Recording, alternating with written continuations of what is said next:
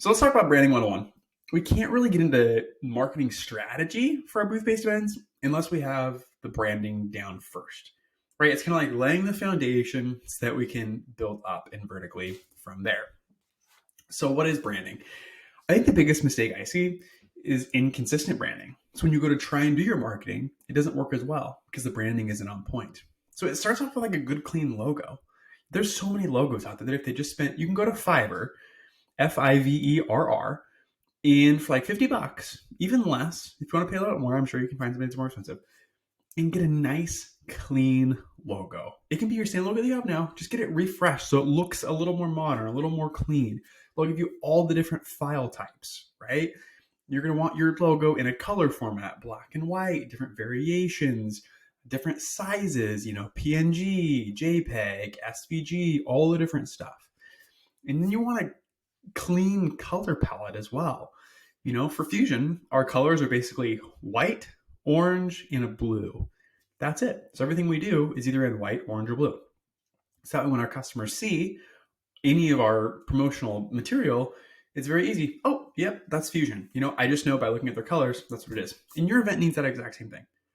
A lot of event organizers think, oh, I have an annual event.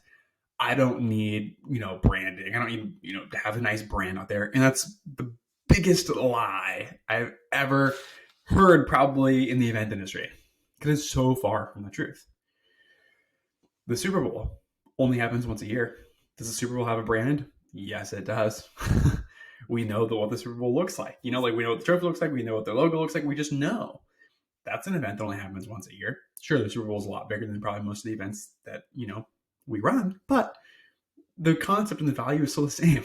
So get your branding figured out. I would say step one, get your logo cleaned up with your long form logo, and then your little icon, like our icon is a little flag. So get both of those dialed in and make sure you're really confident with it. The next step is to get your colors figured out. Don't the text and like the fonts, minuscule minor details. Just really get your logo and the colors figured out. From there, everything you produce should be that. It should be in those colors and with your new clean logos. Everything. If you're doing print media, social media ads, banners, flyers, everything has to be that branding. Because the idea is, without even reading anything, I should be able to know what company this whatever is associated with. That's the point of great branding, is having that consistent colors.